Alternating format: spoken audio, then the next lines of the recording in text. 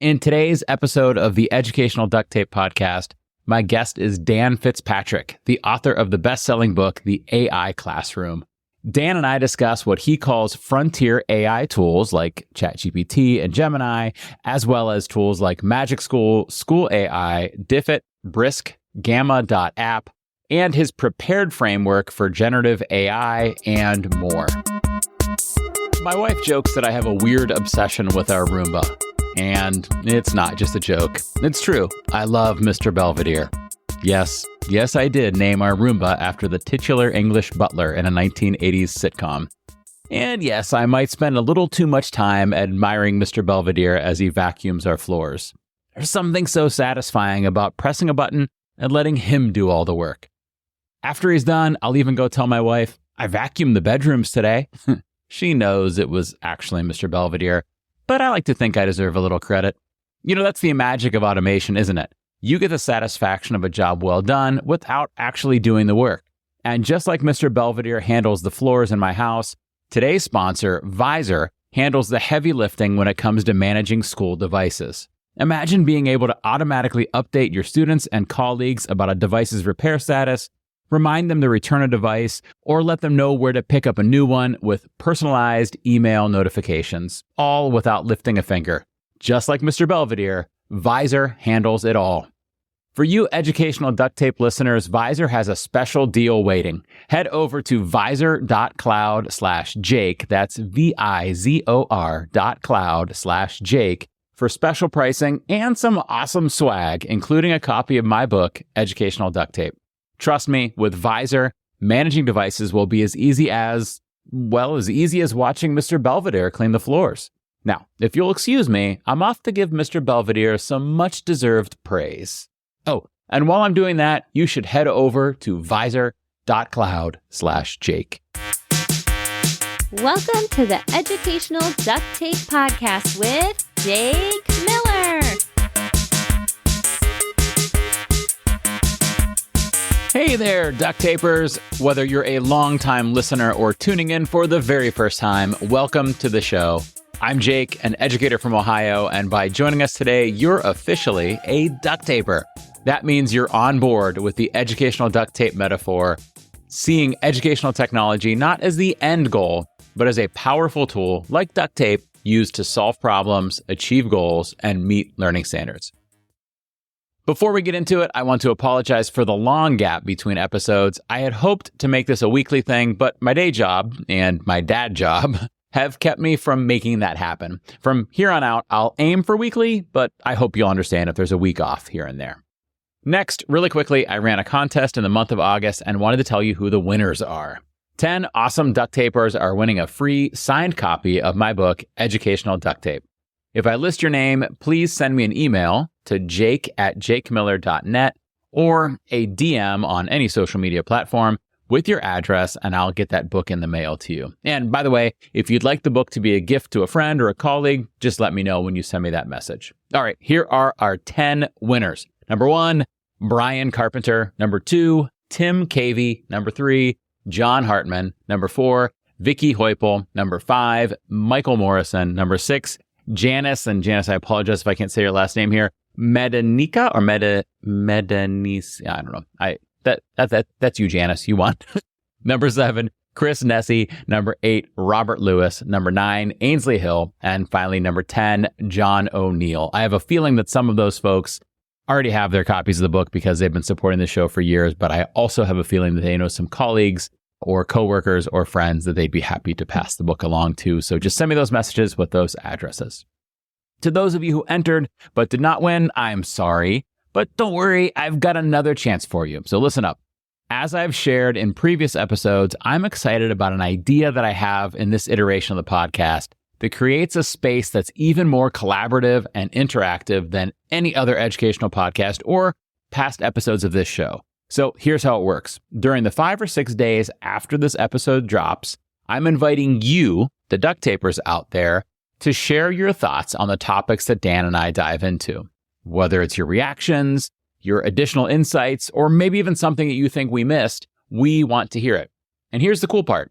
Those contributions are likely to be featured in the next episode. Yep, I'll be taking your audio snippets, mixing them with my own thoughts, and crafting an episode that highlights all of our collective wisdom. It's like creating an educational gumbo, and your wisdom is the secret ingredient. Gumbo. So after you listen today, head over to eduducttape.com. That's eduducttape.com/Padlet or eduducttape.com/speakpipe to share your voice. Both links are right there in the show notes. Now, I've got to say, I'm partial to Padlet because it lets you engage with other listeners too. It's like a mini forum where the conversation keeps growing. But if you'd rather just chat with me directly, SpeakPipe is the way to go. Either way, I can't wait to hear what you have to say. And here's the other chance to win a free book thing that I just mentioned. For this week only, I'll be selecting 3 random contributors from those submissions to win a free signed copy of my book. That's right. Share your thoughts, hear yourself on the podcast, and possibly win a free book too. So here's what I'd recommend.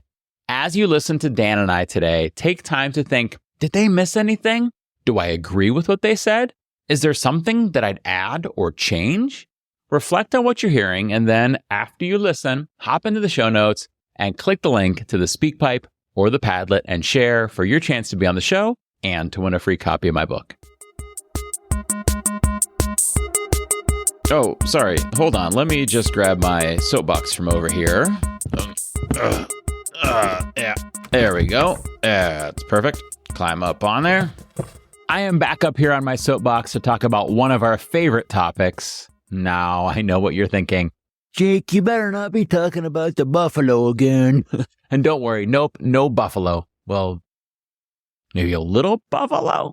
But wait, don't stop listening. It's just slightly related to the buffalo. I promise it's something new. The buffalo metaphor tells us to face the storm, but it doesn't tell us how to address the complexities that we see when we face it. So today we're going to explore how we could take control of the ever-evolving landscape of AI in education. So we're not just facing the storm, we're learning how to navigate the river of water that the storm creates. Speaking of rivers, in the movie Doctor Strange, there's this character named the Ancient One, which is also what I call my dad. Kidding. Sorry, Dad. You've probably seen the movie Doctor Strange, right? In the very first one of the series of Doctor Strange movies. The Ancient One is, of course, this super wise and super mysterious character that advises and teaches Doctor Strange. And Doctor Strange feels slightly conflicted about the Ancient One at first, but he learns a lot from the Ancient One. Anyhow, at one point, she gives Doctor Strange a piece of advice that feels incredibly relevant to us today. She says, you cannot beat a river into submission. You have to surrender to its current and use its power as your own. And you know what? That's exactly how we need to think about AI. We can't fight the current of technological change. Instead, we need to learn how to ride it, how to harness its power, and how to use it to benefit our students and ourselves. But how do we do that without feeling like we're being swept away by Class 6 rapids in an inflatable raft? I'd like to propose that we consider using the CIA coaching model here. No. I'm not saying we need to be spies and undercover agents in the CIA. I'm telling you we need to use the CIA coaching model that was introduced by Neil and Sue Thompson. You see, it gives us a framework for responding to challenges, and it's a perfect fit for how we can handle the AI wave. So let's break down what the C, I, and A are in this model. First up, C, control. We want to look at the issue that we've been presented with and ask, what elements of this can we control? Well, we have the power to choose the AI tools and technologies that we use and that we allow in our classrooms.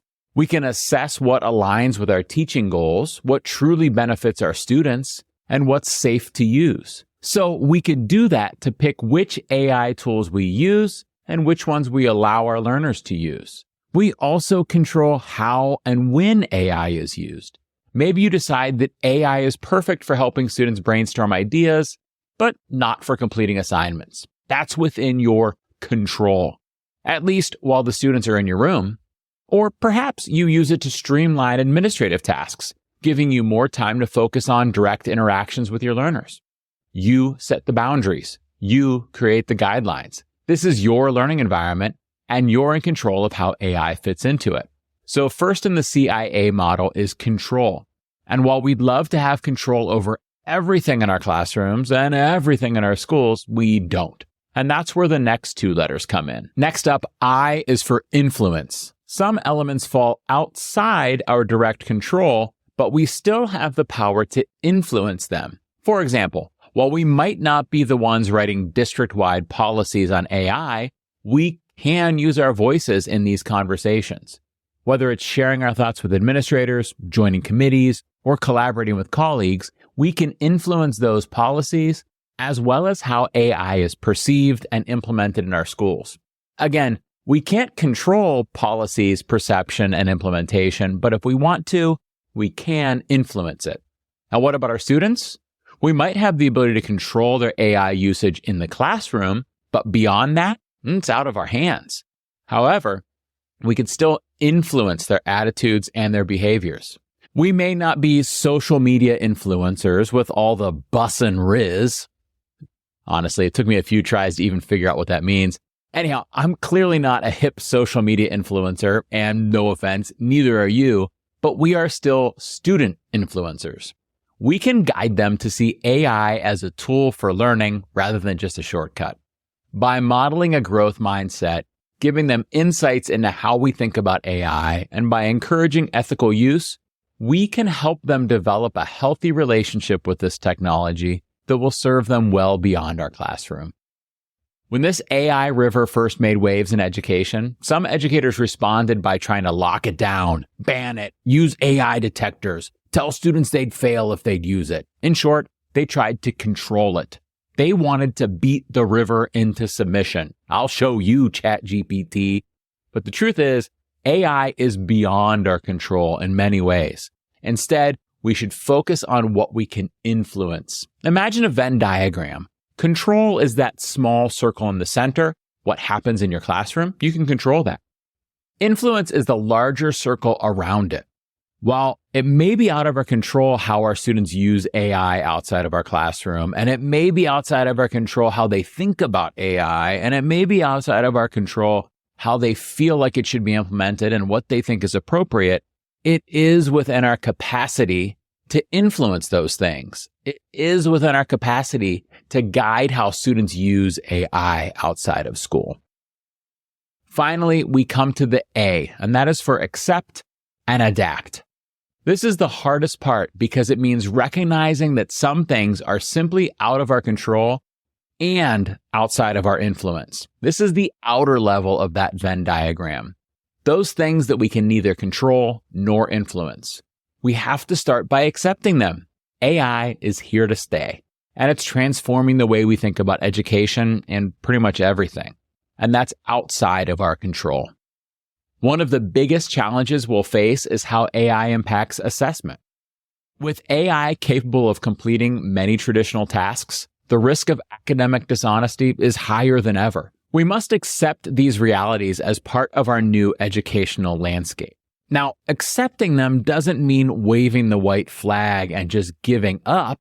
When we accept these things, we need to avoid slipping into the lizard brain response we talked about on a recent episode, the instinct to fight or flee. Instead of fighting these changes or running from them, we need to adapt, right? Fortunately, accept isn't the only A word in the CIA model. It's paired with adapt. So while we're accepting these new realities, we can also adapt to them. This might mean rethinking our assessment strategies, focusing on tasks that emphasize creative thinking, creativity, and personal reflection, areas where AI struggles to replicate human insight. When we accept the reality, we can adapt in these ways. It might also mean fostering student agency and intrinsic motivation, encouraging students to value learning for its own sake rather than just for grades. After all, cheating often happens when the ends become more important than the means. If we adapt and prioritize the means, the learning, AI can be a tool that helps learners learn rather than helps students cheat. And yes, I chose the words learners and students intentionally there. Again, accept, and more importantly, adapt. And remember that Dr. Strange quote, You cannot beat a river into submission. You have to surrender to its current and use its power as your own. That's exactly what we need to do with AI. Instead of fighting against its flow, we should figure out how to ride it and how to use its current to reach our educational goals. So as we navigate this AI river together, let's keep the CIA model in mind. Control what we can, influence what we must, and accept and adapt where needed. AI isn't just a storm to fear or a river to be swept away by. It's a powerful current, and when harnessed correctly, it can help us achieve amazing things in our classrooms. Let's face this challenge head on with the wisdom of the Ancient One, the courage of a buffalo, and the forward momentum of a river. I'd love it if you paused the podcast right now to reflect on these questions. What aspects of AI and education can you control? And which will you choose to control? What is within your means to influence? And which will you choose to influence? And finally, what must you accept where you could stop trying to beat the river into submission? And how will you adapt to these new realities? Okay, folks, so here's what I need you to do. Before I start the interview with Dan, I'm going to tell you the question that I'm going to ask him. I'd like you to press pause and formulate your answer. Then, when you resume listening, you could look for spots where Dan and I echo your thoughts or places where you have ideas that we didn't share. And then, of course, head over to the duct taper space on Padlet or SpeakPipe to share. So here's the question. What tool or strategy would you use to complete teacher tasks more efficiently? Take a moment, think about your answer, and then join me to hear Dan's wisdom on this topic. Today's guest. Today's guest is Dan Fitzpatrick. Dan wrote the best-selling book, The AI Classroom. He has helped countless educators worldwide navigate AI. His purpose is simple: to help keep educational systems relevant so that all learners are prepared for success in a rapidly changing world. I don't know about you guys, but that's a purpose I can get behind right there. He also writes weekly for Forbes on educational transformation for educators, parents, and entrepreneurs. You could find Dan on his website, which is theAIeducator.io, or find him on X, formerly known to me as Twitter, at theAIeducator. You can find all of that contact information in the show notes, but not just in the show notes. Here in the actual Educational Duct Tape podcast is Dan himself. What's up, Dan? How you doing? Hey, Jake. I'm very good, thank you. I was at a festival on Friday, so a few days before recording this, and I spent a lot of the day outside in the sun. Now, you can probably tell if anyone's watching the video of this as well, that I don't do too well in the sun. So my nose is all burnt, my head's all burnt. It's the Irish genes and the ginger hair just doesn't do well. So yeah, I'm doing well, but I'm still kind of struggling with my head and my nose at the moment. But yeah, all good. I didn't notice it. Your filter or whatever is working. Okay. I hadn't even noticed. I was noticing in the video. We're in the awesome beard club here, I think, except you've got the ginger and I've got the gray. Yeah. I'm getting a bit of grays on the side, but yeah, I'm not far behind you. I've got a bit of black hair. So it feels like we went right back into previous experiences. Like we just finished the conversation, because we have done this before, except never educational duct tape. I got to be on your old podcast, The Edufuturist, I think 2 times back in like 2019, 2020. I had a blast doing that with you and Ben Whitaker and Stephen Hope on The Edufuturist. Is that show still on the air? It is. They're still going. I stepped back last year to work on other projects, but those guys are still going strong and bringing out an episode every week. I remember we talked about somewhere here in Ohio, there is a duct tape festival. I've never been to it, but we talked about it, and you guys were, one of you, I don't even remember who it was, maybe it was Steven, was talking about coming to Ohio and visiting, and me and him were going to go to the duct tape festival. The festival over the weekend, I was starting to wonder, was it the duct tape festival? Is that where you got that sunburn? I wish it had been. I wish I had been in Ohio for the duct tape festival. Already, Dan, but we're going to dive into the official silliness of educational duct tape, which is a little game. And the game we're going to play, 2 truths and 1 lie. So you are going to... 2 truths and 1 lie. read to me 3 statements, and I'm going to try to guess which one's the lie. As listeners to this podcast know, whether it's from the first few years or the most recent episode that aired with Molly Cloder recently, I really struggle at this game and always get it wrong and then forget to find out what the correct answer actually is and then try to move on without finishing the game. So I'm prepared to botch this game, but we're going to learn a little more about Dan in the process. So Dan, what are your 3 statements for me? Yeah, here we go. So my 3 statements are, number 1, I was once a stand-up comedian. Number 2, I was once an Olympic athlete. And number 3, I was once a priest. Wow. I could see, I could see any of the 3 being a lie. Let me look at each of them. Stand-up comedian, you are a pretty funny guy. I'd still be rather impressed by that. Although you did say once a stand-up comedian, so maybe that's true. An Olympic athlete, you'd be the first Olympic I'd ever met, so that would be amazing there. And a priest, I've never seen you as a sinner, Dan, but I've also never noticed, like, wow, that's a really holy guy right there. He was probably a priest at some point in time. So oh my goodness, is it the priest or the athlete? I'm guessing you were not once a priest. I think your lie is that you were once a priest. Unfortunately, you got it wrong. What? You really were once a priest? I was. Yeah. Before I was a teacher, I trained to be a Catholic priest, and I was a priest for a few years, and then I left. Completely different life. Then I went into teaching. In fact, before I went into teaching, I was a stand-up comedian for a few years. My goodness. And then, so I've never been an Olympic athlete. What sport would it have been if you were an Olympic athlete? It doesn't have to be realistic. There's nothing kind of athletic about me, so I'd probably have to be a boxer, I think. You're not swimming the butterfly. I'd probably have to do boxing. Or the shooting. They don't have to move around for the shooting, do you? Just stand there and shoot a gun. Yeah, I would do that. Okay, you could do that one. Well, this is officially, I believe, unless somebody didn't tell me, this is the first former priest, ever having been on the show. So I believe the Educational Duct Tape podcast is officially blessed now. Yeah, there we go. It's all done. Right. It's I'll just get some holy water. That's amazing. Thanks. I've got a hydro flask over here. I don't know if it's holy, but it will be when I'm finished with it, Jay. Oh wow! Look at that. No, it's a different life. Different life. Right. Yeah. And then stand-up comedian. How long did you do that for? Yeah, I did that for about 2 or 3 years. So I was, when I left the priesthood, I thought, what?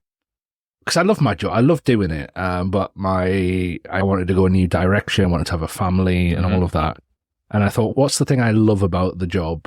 And it was making people laugh and feel good. So when I would do Sunday sermons, I would always try and make people laugh. And so I was like, I might actually give stand-up comedy a go. So wow. Yeah, I did it for a few years and got to the final of a few competitions. And then I started to train to be a teacher, and there was a bit of a tension between, because I would get back home late and then go do my studies to be a teacher. So I had to give up one, and it was, I wanted a stable income. So I went for the teaching.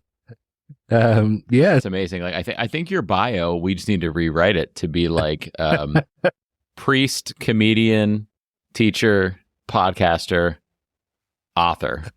Period. Like that's it. That's all it says. And then the AI educator. But it's cool. What a story. Okay, now our real question, the real reason I have the AI educator on the podcast today is to talk about AI, of course. Not specifically, as we do with everything in an educational duct tape land, we're talking about what the teacher's trying to do.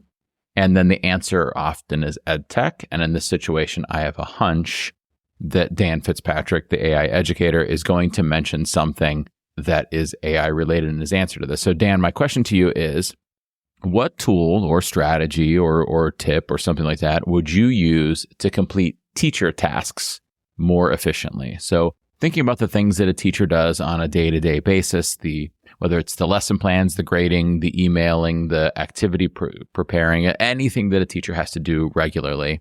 What is a tool or strategy that you would suggest to help them be a little more efficient and effective at that?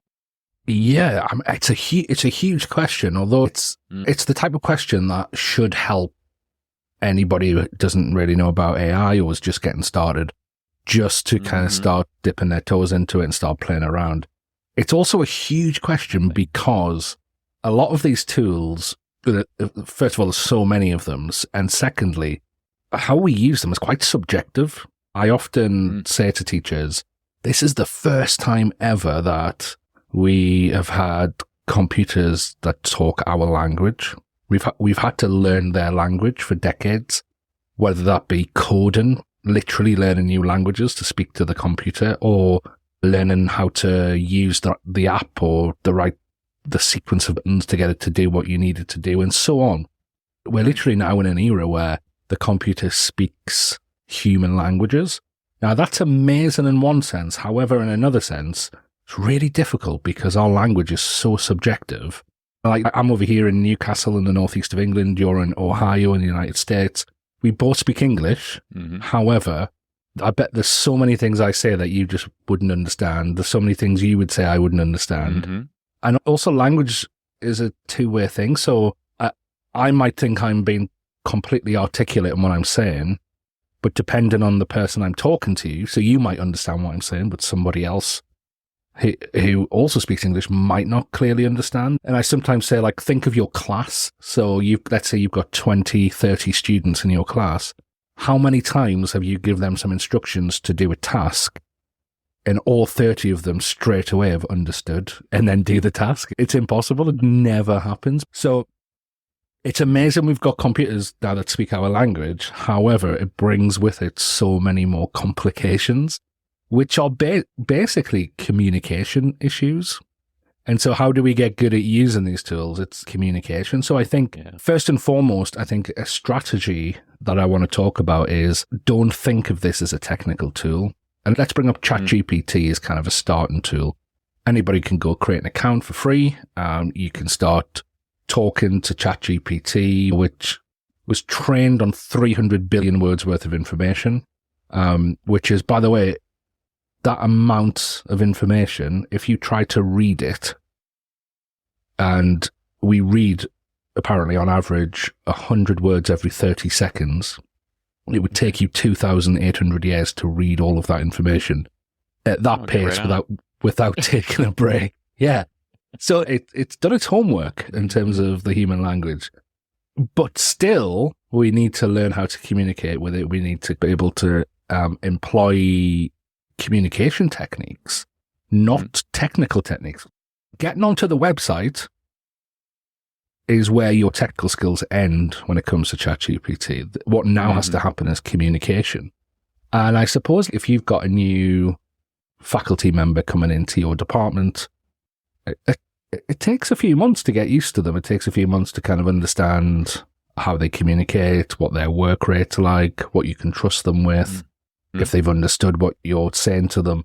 And very similar, we've got to kind of build a relationship. It's not a real relationship in that sense, but I suppose I'm using relationship as a metaphor, an analogy for getting to know how it communicates.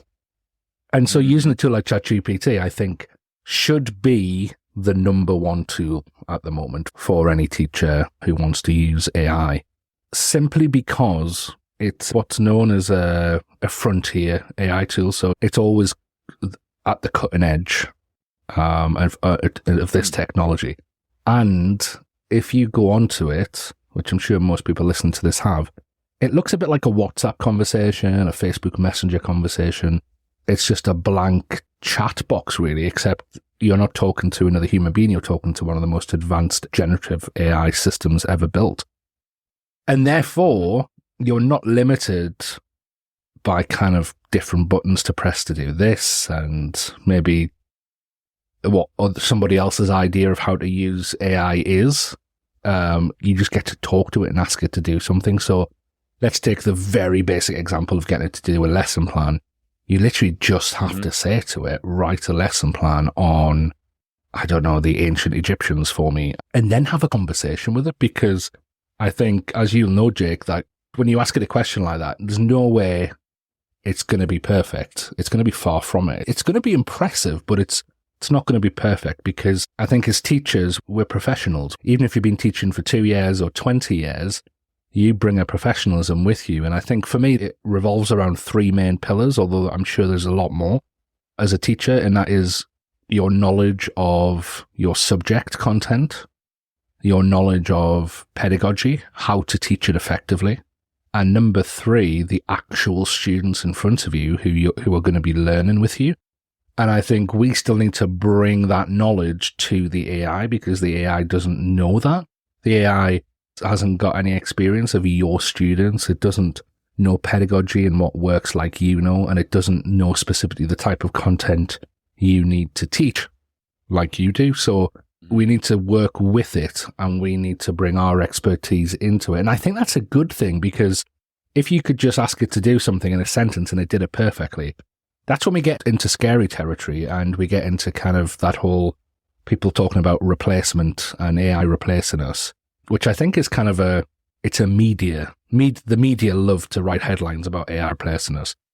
Talk to anybody who uses AI regularly, talk to anybody who creates AI, and it's not about replacement. It's about integrating human intelligence and artificial intelligence to get the best results. And I think as a teacher, and what we do, because our human intelligence when it comes to a teacher isn't just human intelligence, it's emotional intelligence, it's the intelligence to be able to communicate with a group of young people, it's the intelligence to be able to take them on a journey, and all of that goes on. But then with this, it's like having an AI assistant that can help us be a bit more efficient. So I think always start with a tool like ChatGPT is kind of your main go-to, because you've got ultimate customization of it, because you can literally just type in, no, I don't want that, I want this, or yes, that's good, but can you go into more detail on this point? Or can you self-reflect on that answer and give yourself a rating and then try to do better? And I've got a whole framework on how to talk these tools. It's called the Prepared Framework. And it's based on evidence as well. And it's all communication methods. That's all it is. Yeah. Yeah. I actually love the Prepared Framework. I've seen you share it online, so I think we should mention it here in a moment. But first, I want to point out, I think it's really interesting how you talked about how this is the first time technology has essentially spoken our language, which is more of an adjustment than you'd think that would be. Yeah. Intuitively, you think like, wouldn't it be great if the computer just spoke my language, you know?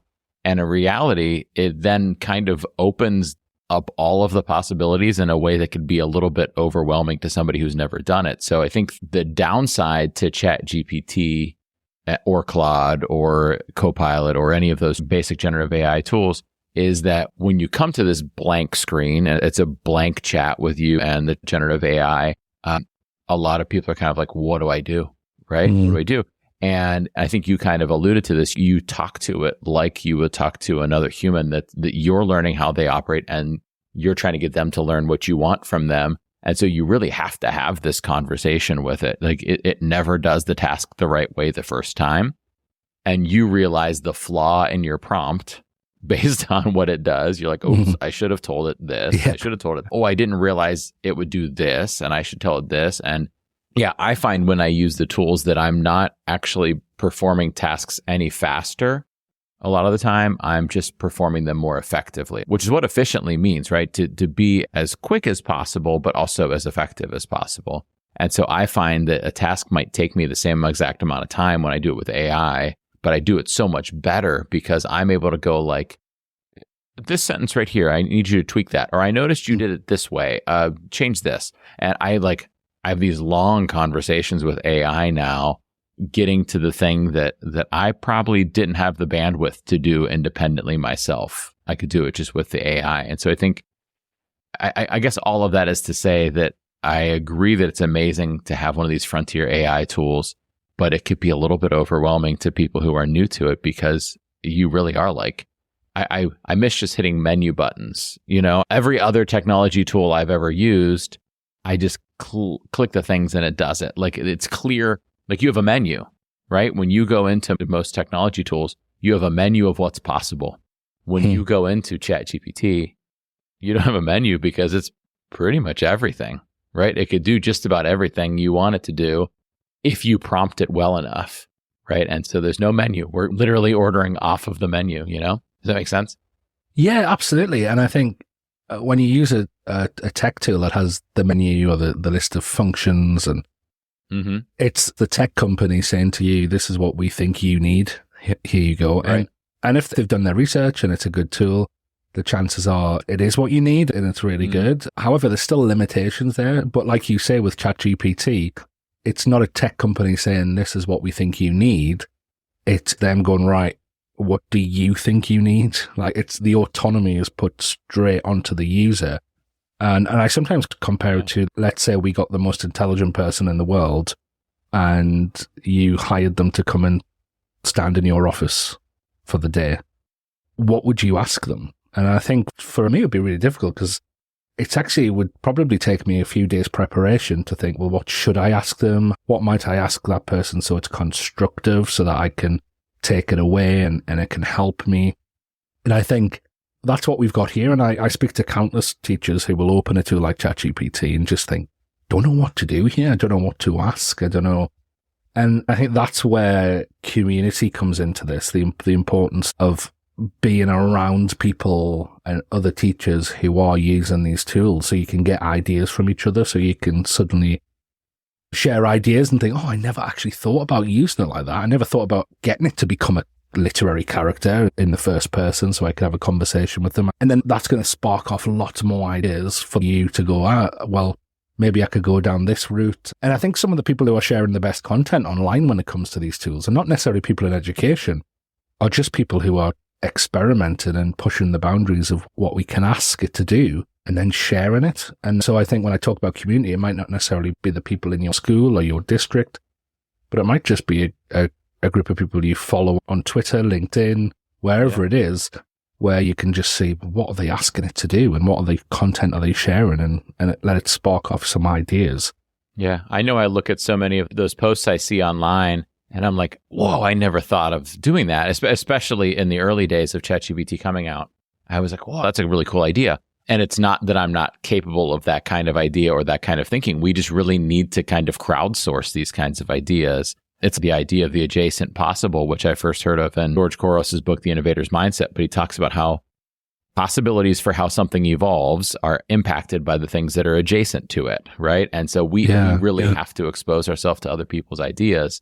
I think you gave me a really cool idea, which is I think a staff leader, whether they're a tech coach or a principal or a head of school or whatever, a good tactic, I think, would be to have maybe a weekly email or something like that where they share one way one of the staff members have used AI because they need to be hearing what they're doing. So your idea of using AI to be a person from literature talking to you in the first person, like some people wouldn't have thought of that, right? And so if somebody shares that and you go like, oh, wow, that's neat. And the science teacher goes like, oh, wow, I could have it be a plant doing photosynthesis. And the social studies teacher is thinking, oh, I could have it be a historical character. And the math teacher is like, whoa, that's a really neat idea. I could have it be an equation and all kinds of stuff, right? And so their ideas expand outward from the other people's ideas. And that's happening with me right now. So when I was thinking of that, I was thinking of getting it to be actual humans and whether they be fictional or non-fictional. But when you said there, actually get it to be a plant, like a spark went off in my head and I was like, oh man, why haven't I thought about that before? Like you could have a plant that explains what's going on inside of itself during photosynthesis. And then I suddenly, while you were speaking, I was listening by the way, but I at the same time, I was thinking like, why not? It could be you could get it to be a fly on the wall within a historical scenario. So yeah, even just having this conversation has sparked off things for me, which is making me feel like I can't wait to jump on a ChatGPT and see what it comes up with. I love the idea of a fly on the wall. That's an amazing idea for how to do it. But I think this is case in point that we have to share, we have to talk about it, we have to think about it because it's a blank page, because it could do essentially anything we want to do, but we have to first think of the thing. Yeah. We need to spread those ideas and hear from other people. And that builds the excitement around it too. I was thinking earlier when you were talking about how the other tech tools, they pick what the tool could do for you, right? They're predicting what you're going to use it for. And AI really doesn't do that. It allows you to do that. It reminded me of that Steve Jobs quote back in the day, and it was a slightly longer quote, but the key part was he said, our job is to figure out what they're going to want before they do.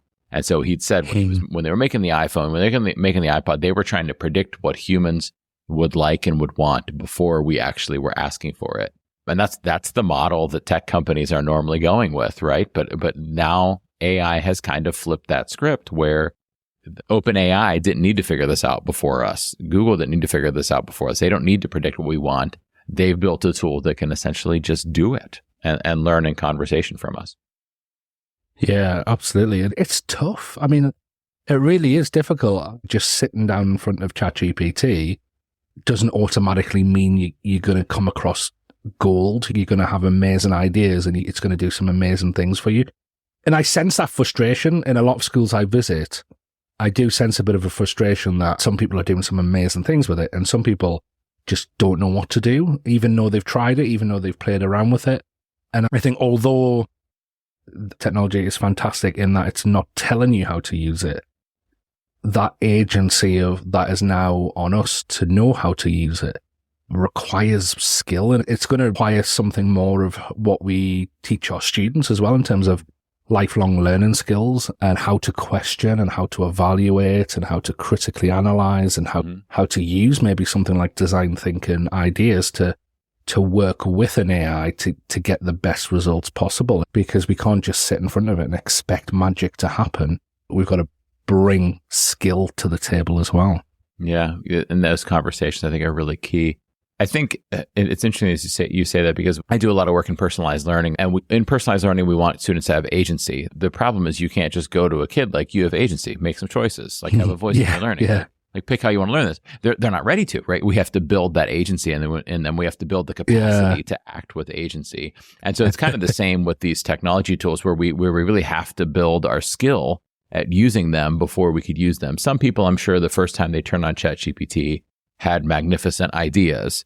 But for me, I was like, write a song about me, or like write a story about a guy named Jake. You know, like the ideas were kind of stale. And I really needed to let those ideas percolate and hear from other people and see those things being shared on Twitter and see those things being shared at conferences that go like, oh, these things I could do. So let's focus in on those educators who maybe are new to AI, kind of understand what it is. They'd love to have it make them more efficient, but they just don't know where to start. So I think, to me, there's two different pathways. Let me see what you think of these two different pathways, and then we'll go from there. The first are the tools that are more like the old school technology tools that we're familiar with that tell us what they could do, right? They have the menu buttons, right? So that's the first path.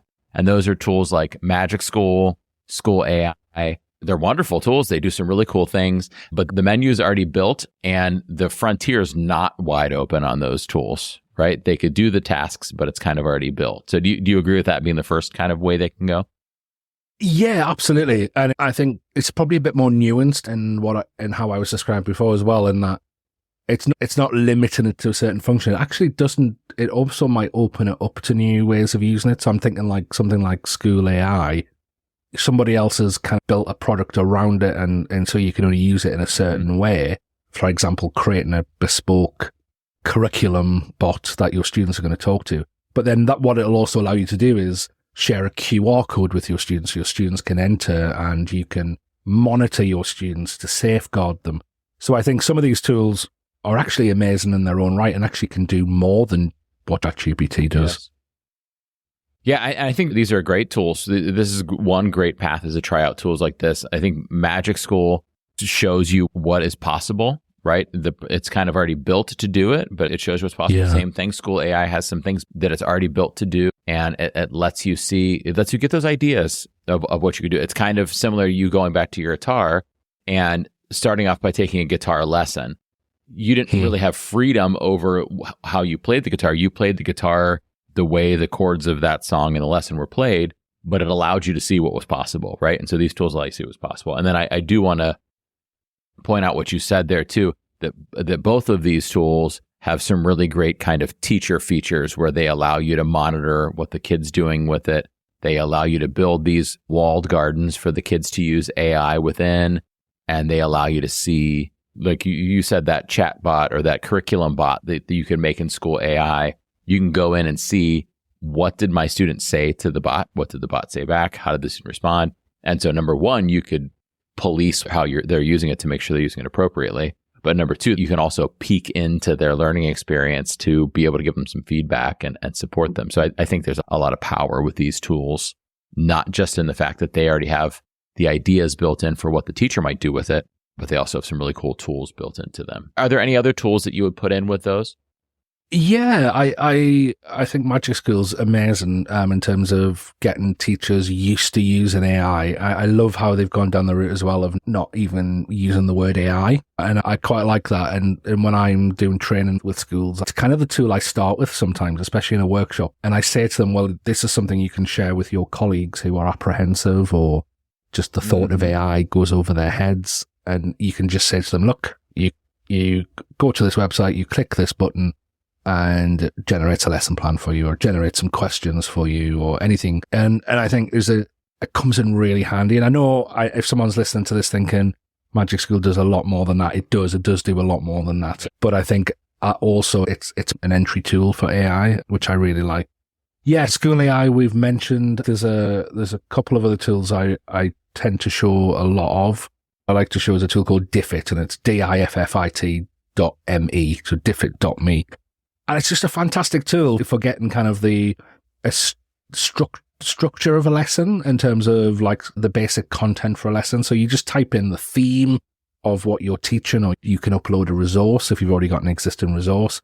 You say what grade the students are at, and then what it'll do is it'll just give you a series of content. So for example, an adapted reading passage, which is tailored towards the reading age of the grade level that you've put in. It will give you some assessment material in terms of multiple choice questions, long form answers, short form answer questions. It'll give you some keyword definitions that correlate to the reading passage, some images and so on. So it gives you kind of like that skeleton of a lesson, which then you have to obviously apply and use in a dynamic way. It's also got a great feature where you can apply those bits of content to pedagogically based tasks, and it lets you download them as a workbook or as a PowerPoint or as a Google slide document as well, or as a PDF, which is a really nice feature. I like that one. It's very basic. You don't have to do much, but you get a lot in return.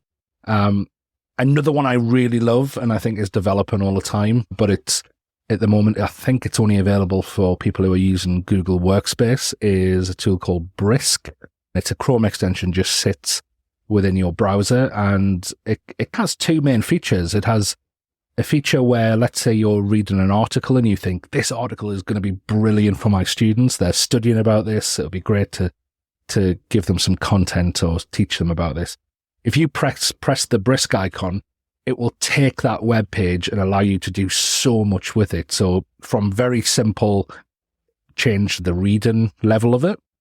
So it'll reproduce that article at a certain reading age, to it will turn it into a Google form quiz. It will turn it into a resource. It will create a lesson plan around that article.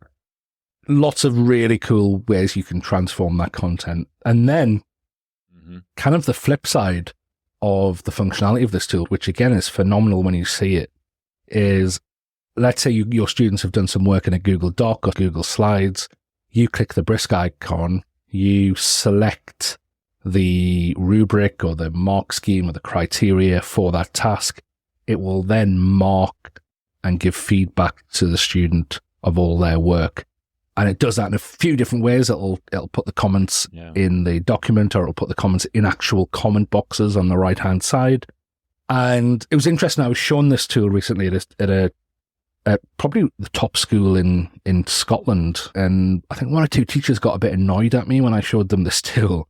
And probably rightfully so, but their argument was, well, this is our job. Our job is to provide student feedback, is to understand the progress of students so that we can design the next learning experience and so on. And I agreed with them, but I don't think that's what this does. I think for me, there's two sides of giving feedback. There is the side which is very technical. It's literally where you go, is this hitting the rubric? And therefore getting the grades that's needed. And I think that's what this does really well. You will still want to read over it. And I called one of the chapters in the AI classroom, outsource your doing, not your thinking, because you'll still want to make sure that your thinking is still at the center of this. But also, it doesn't replace that side of feedback that's personal, that shows the student you care, that you're in control of their learning, that you're going to help them with their next steps, that the kind of life-changing stuff, really. So it doesn't replace it. That still needs to be added in as well.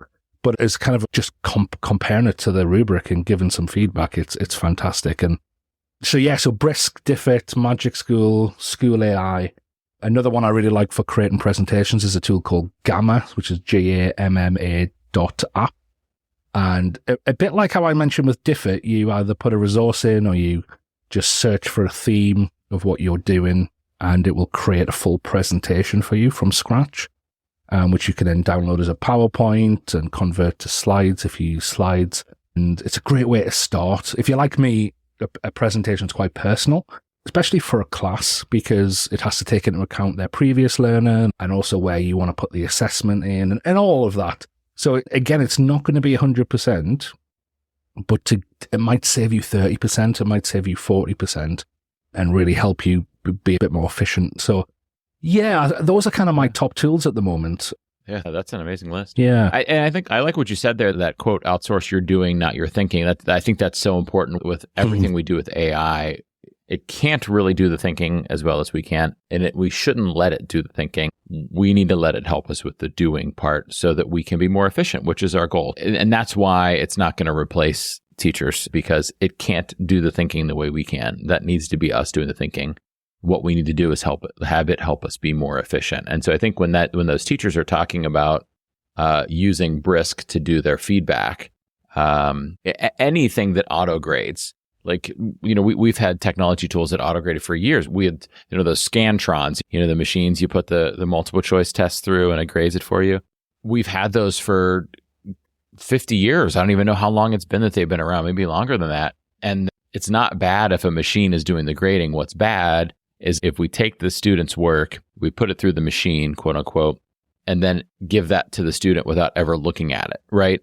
We need to use the tool to do the doing of the grading or the marking, and then we need to use it to give the kid the feedback. We need to use it to understand their progress towards mastery. We need to use it to understand where they're at in their journey. We need to help then support the kids as they grow, use the technology, use the AI to do the doing, and then us do the thinking about what does the kid need next? Where is the kid? Is the kid ready for the next phase of their learning, or do they need some kind of remediation on a skill? So we need to do some thinking based around it. So we let the tools make the job easier for us, but then we still have to do the thinking that goes along with it. And I think those 5 different tools you named there, all 5 of these different tools do a really nice job of introducing teachers to what's possible with AI by still kind of having that quote unquote menu of options that they could use with it. And I think I hadn't thought of this until this conversation, but it's really like cognitive load theory, right? We think about when we're doing something new, there are so many different elements to what our brain has to think about. So when we first use AI, a teacher or whoever it is has to think about, how do I use the AI and the task that I'm trying to do with the AI? Whereas if we start with one of these 5 tools that have some pre-built options in them, they can come in and they don't have to think about what they're going to do with it or how to use it, because the tool's doing that for them. They could just think about their pedagogy or their curriculum or whatever it is. And so it reduces the number of things the teacher has to think about. Whereas if we're using something like ChatGPT, we have to do kind of both parts of the thinking. That's a huge power, but it also, for somebody new to it, can be kind of difficult. Yeah, absolutely. And I think we're at the start of this process. And I often compare it to the late 90s when it comes to the internet and kind of the explosion of different types of software. And so I think it is about taking that cautious approach and just going, right, well, let's just try 1 or 2. Let's see, can we trust the tool? Can we trust the people behind it? Is it abiding by our standards in terms of privacy and security? Is it actually having an impact on our teachers? If it's a tool that's used directly with students, is it actually having an impact on learning? And really going through strategically what we want it to do for us. And I suppose we all do that. Every school, every college, every university does that already. And it's kind of not throwing the baby out with the bathwater just because this shiny new technology's come along, which, let's be honest, is amazing. But at the end of the day, it's still a platform. It's still a bit of software. It's still a tool to use. And let's not lose our heads over this. Let's still put it by the same standards we would any other tool. And maybe we can narrow it down just to a few tools there that actually might be really, really handy, that might be really helpful, and we'll stick by our standards of what we want in our school or college or university. And I've got a website called AIeducator.tools, and that's the web address, AIeducator.tools, where I've kind of brought together a few hundred different tools out there where you can search them, you can check their privacy policies, you can look to see if they're paid or free or freemium, you can look at their functionality and what they do. If you're looking for a place to start here, I think if you're just starting on the journey, maybe just start with the tools we've just mentioned. But if you're thinking, actually, let's see what's going on out there in terms of maybe some more bespoke or more niche educational AI, check out AIeducator.tools.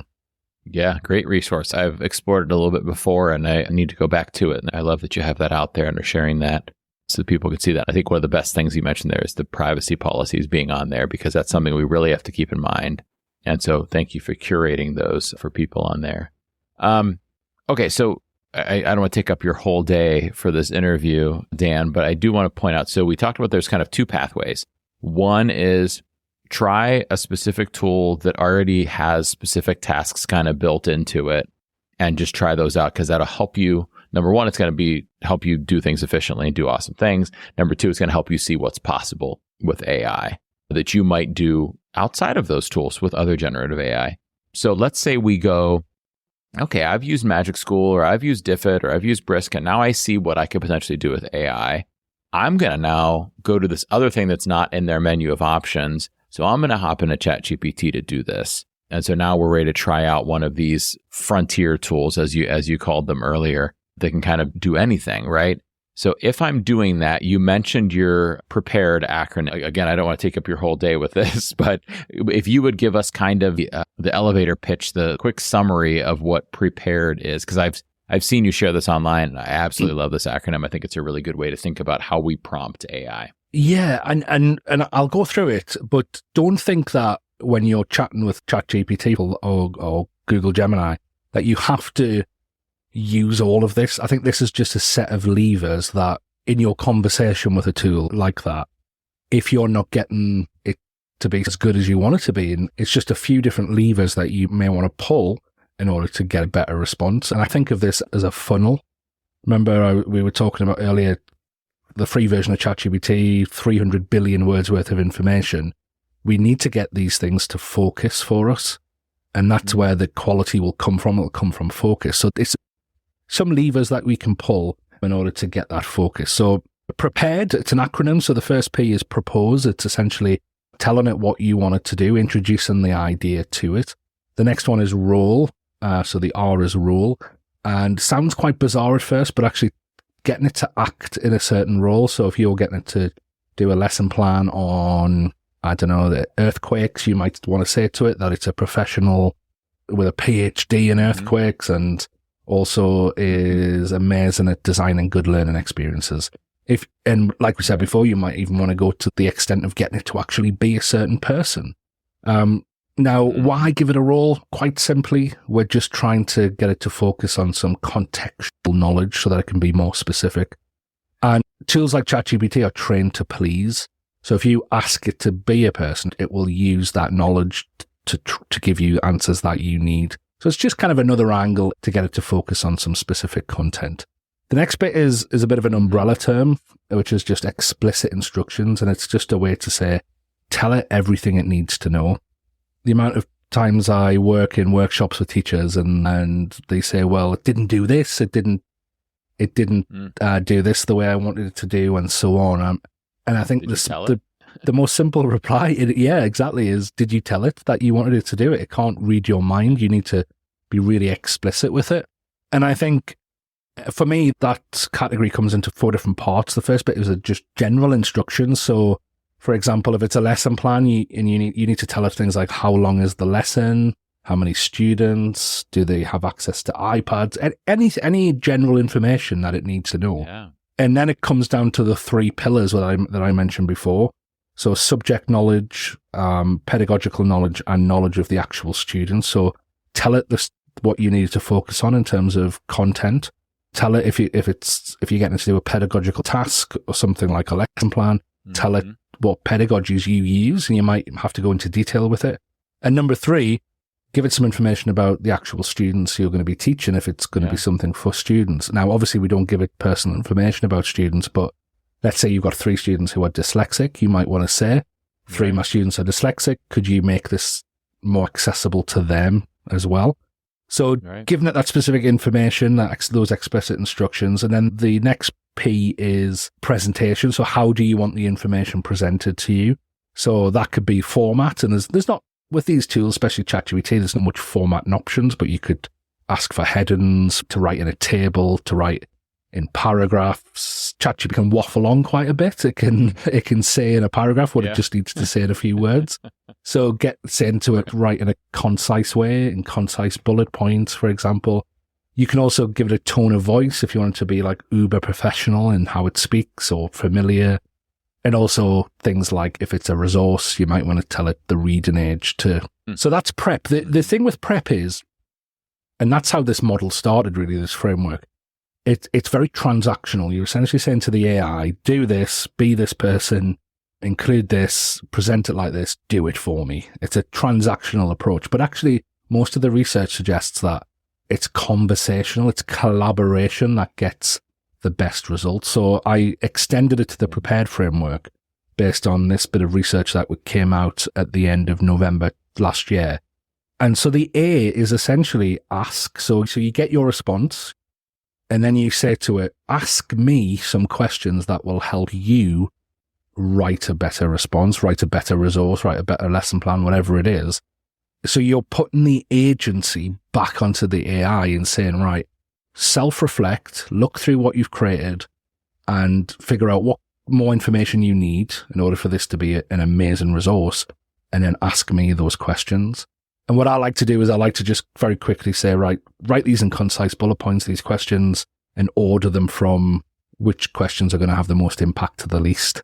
And then I might answer a few of those questions. And some of them are kind of moments where you go, oh, why didn't I tell it that already? It's like, you get it to write a lesson plan, and then it says, well, what are the objectives? What are you trying to achieve here? And you're like, actually, yeah, I should have told you that. That's a really obvious one. So it's just a nice way to get it to reflect. The next one is an R, which is for rate. And you want to just say to it, when you're coming towards the end, just say to it something like, what would you rate this response or this resource or this lesson plan on a scale of 1 to 10? And that's not the important bit. ChatGPT likes to give itself 7, 8, or 9 out of 10. Always does. It loves its own work. But that's not the important bit. The important bit is what you say to it next. And what you do is you say something like, in a table, present to me the criteria or the rubric or the mark scheme that you have used to come up with this rating. And it will give you the rubric that it's used. And then you can look at that. And as a teacher, for example, you could say, well, actually, that doesn't match my standard. I've got a much higher standard than that. And then you edit it. So you say to it, actually, for this criteria, this is what a top rate answer or a top rate resource would look like for me. And when you've had that conversation, then you simply just say to it, now I've updated the rubric, try for a 10 out of 10 this time. And because it's designed to please, it will then take that on board and go again, and it will match more of your standard. Now, sometimes when I say that, people get worried and think, oh my goodness, am I going to have to do this every time I use ChatGPT? Not at all.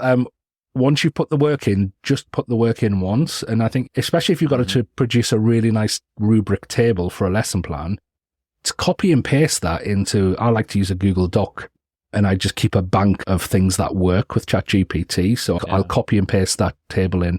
And then next time I'm getting it to do that specific task, from the very get-go, I'll copy and paste that table back in and say, use this as your rubric. And so you're not reinventing the wheel every time. So the E, so now we're up to the E, is emotions. Now, this research paper found that if you use this phrase specifically, my job depends on this, so you're appealing to its emotions, even though it doesn't have emotions, you get a 10% on average better quality answer. And I think it's just because crazy. It is. It sounds bizarre, But I think all that's happening there is you're raising the stakes, and because it's designed to want to please you, it'll try even harder. And the last one is D, which is diversity, which is one I've added recently, which is, we all know AI can be biased. It's really easy to look for the bias that we're conscious of and eliminate it. However, what about the bias we're not conscious of? So I suggest saying something to ChatGPT at the end of the process, like, are there any underrepresented voices in this resource or in this lesson plan or whatever you've created with it? And then see what it says, and then you could work with it and get it to integrate those voices back into the resource. So like I say, don't think every time you sit down with ChatGPT or Google Gemini that you have to go through that whole process. Start just by having a chat, because that's what they're designed for. But then if you think to yourself, actually, this is not as good as it could be, maybe pull on a few of those levers, and not necessarily in that order. You might want to go straight for the ask bit. You might want to go straight for the rate bit.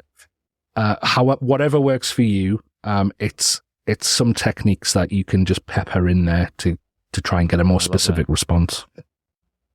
I could see myself using the prep portion every time, always doing P, R, E, and P, and then deciding the A, R, E, and D, which parts I'm going to use to get me to the level that I need to be. And I kind of do use P, R, E, P. Like before I saw your acronym, I was like, that's kind of what I was starting to do with some of those things. And then I was like, oh yeah, there it is. Yeah, and it's because that's what you do, isn't it? It goes back to what we was talking about earlier. Like, let's say you've got an intern working with you in your school and you're asking them to do something. You do propose what you're asking them to do. You expect that person to take on a role because you're in a professional environment. You be explicit with your instructions because you need to tell them what to do. And then you might also tell them whatever they're doing for you, how you want it to be presented back to you. Yeah. And so it's a natural thing. It's what we do. And a lot of us won't even think about this. We'll just incorporate it into what we do anyway. It's just a way to get us to think about it and to drive the point home that those techniques that we use with other humans in a professional situation can also be used with ChatGPT when using it for professional situations. Yeah.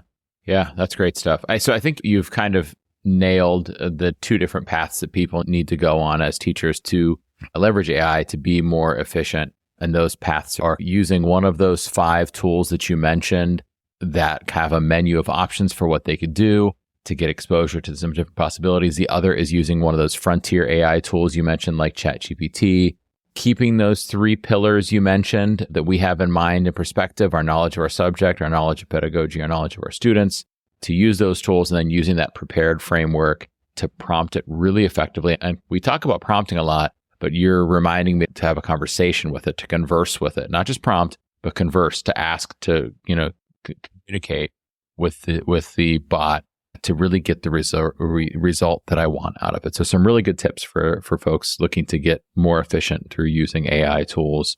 Dan, I wish I could have you talk for like 3 more hours about this stuff. I appreciate so much that you've taken so much time for this, because we've gone way beyond what we said we were going to use for this, but it was just such good stuff. I just wanted to keep talking about it, so I apologize.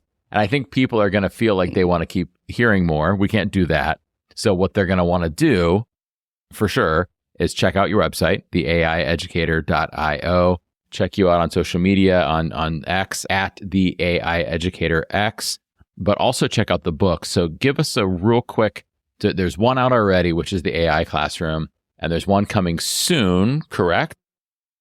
Yes, so the AI Classroom is out there and still very much relevant. It's a year old, but we try to make it something that will be still relevant for a few years, and it still very much is. Goes through the prep framework, has chapters on what skills are we going to need as teachers, as educators, as students, as leaders, and that's why we called it the ultimate guide, because if you're a school, it covers a lot of what you need to know right now. So it's quite a big book. It has a lot in there.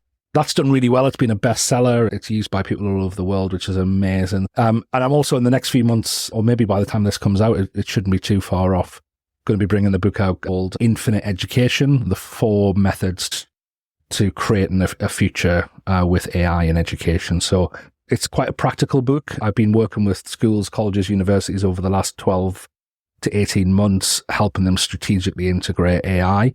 and build a 5-year plan for their organization around this technology. So it's taken the learning from that and I've put it into a nice 4-method approach. And it sort of addresses the why. Why do we need to strategically think about this?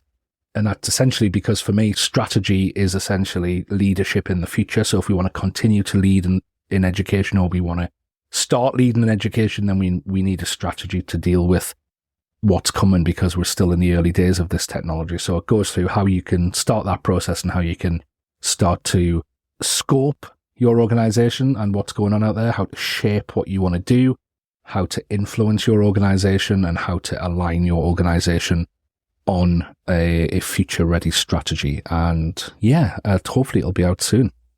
That sounds amazing. So folks, definitely check out the website, check out Dan on social media, check out the book, The AI Classroom, and check out that new book when it comes out. And also check out, Dan has a course, the AI Premium Strategy Accelerator. I'll make sure links to all of the things are on the show notes that you guys can get access to them. Dan, thanks so much for being here with us today. We really, really appreciate it. Thanks, Jake. It's been a pleasure. And that wraps our chat with Dan Fitzpatrick. Wasn't he incredible? So much good wisdom, so much cool stuff. The prepared acronym alone, I'm going to use that. And then his recommendations of 5 specific tools, and just a blast to talk to. He was great.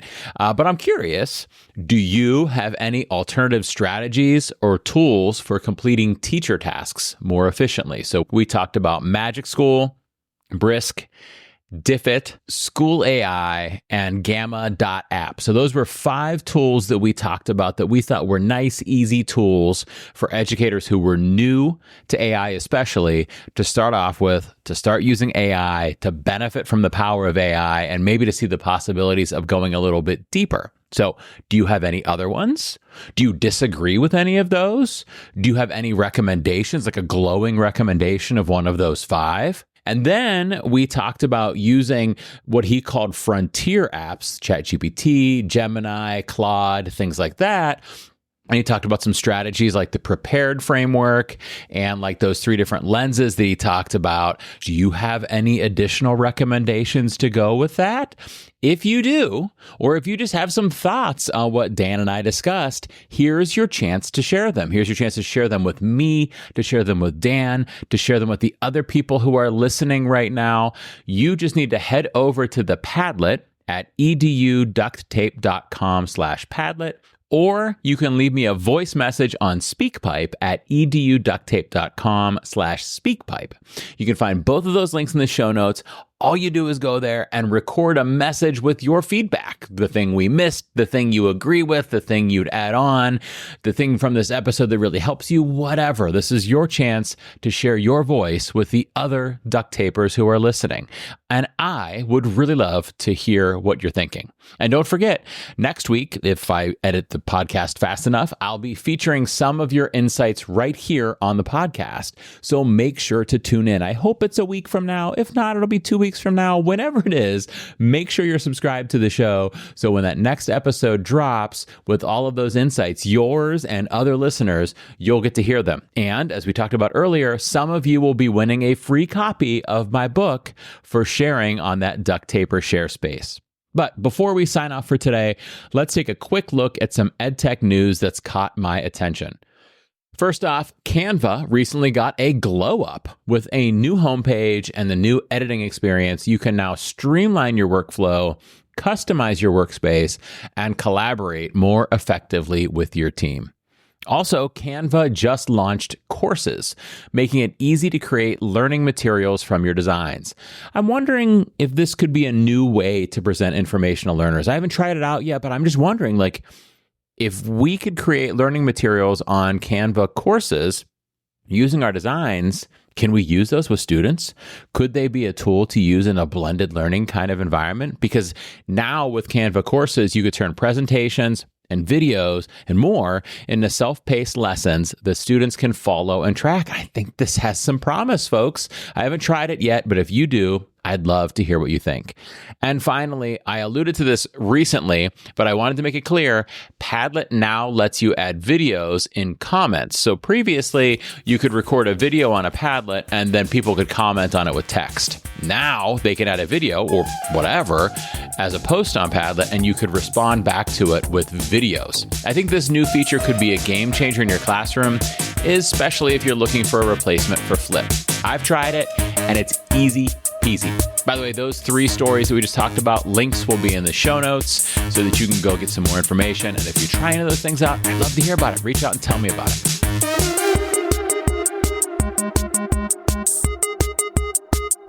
Well, just like how Mr. Belvedere ends his cleaning cycle when his dustbin is full, it's time for me to end this episode. I sure do love that Roomba automation magic, and I also love the automation magic from today's sponsor, Visor, which makes managing school devices a breeze.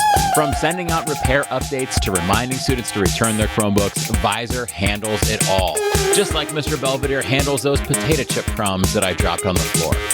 For special pricing and some awesome swag, head over to visor.cloud/Jake. That's VIZOR.cloud/Jake. Trust me, Visor will keep your devices as clean and organized as Mr. Belvedere keeps my floors.